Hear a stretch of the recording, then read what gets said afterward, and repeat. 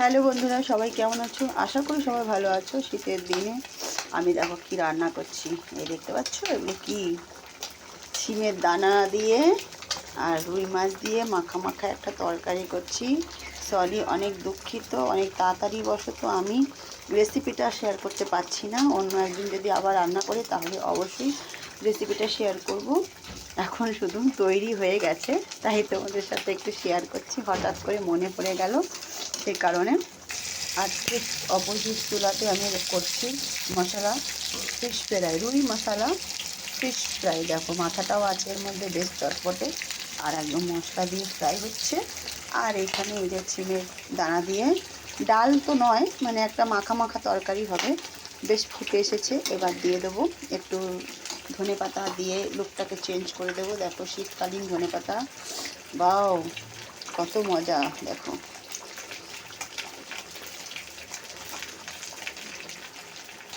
দারুণ লাগে ধনেপাতা দেওয়ার পরে।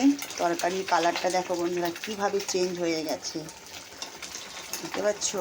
যেভাবে নতুন বউ সাজাগুজা করার পরে সুন্দর লাগে দেখতে, যতই মেয়েরা কুৎসিত হোক না কেন তবুও একটু মেকআপ করার পরে দেখতে সুন্দর লাগে। ঠিক তরকারিটাও দেখো ধনেপাতাটা দেওয়ার পরে একদম চেঞ্জ হয়ে যায়, দেখেছো? তো কার কার ভালো লাগে এরকম তরকারি শীতকালে অবশ্যই কমেন্টের মাধ্যমে জানাবে। আর আমি বলে দিচ্ছি, আমি কিন্তু সেই রকম রান্না করতে পারি না, মোটামুটি রান্না করি যেরকম সবাই করে, কোনো স্পেশালিটি নেই এর মধ্যে। তো সেই কারণে আমি আজকের রেসিপিটা তাড়াহুড়ার জন্য আর দিতে পারলাম না, তার জন্য আমি অনেকটাই দুঃখিত। কিন্তু আশা করি তরকারিটা দেখেই মনে হচ্ছে যেন অনেকটা লোভনীয়। শীতকালে গরম গরম ভাতের সাথে ওয়াও, একদম মজা এসে যাবে। সেটা আমি আর বলে বোঝাতে পারছি না।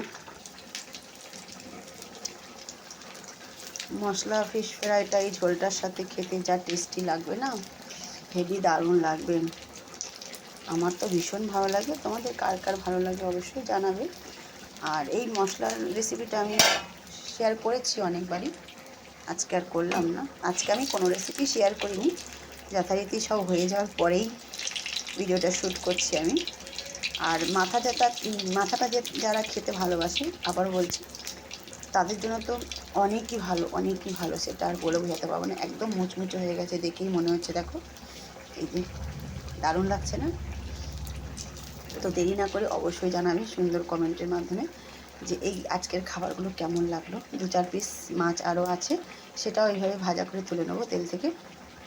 আর এদিকে ঝোলটা হয়ে গেছে, এটাও এবার গ্যাসটা বন্ধ করে দেবো, তারপরেই খাওয়ার পালা। ওফ, জমিয়ে খাওয়া হবে আজকে দুপুরে। তো কার কার ভালো লাগলো আজকে আমার এই তরকারি দুটো অবশ্যই জানাবে। ধন্যবাদ সবাইকে। আর যারা যারা খেতে চাও তাড়াতাড়ি কমেন্ট বক্সে চলে আসবে। Tata, bye bye.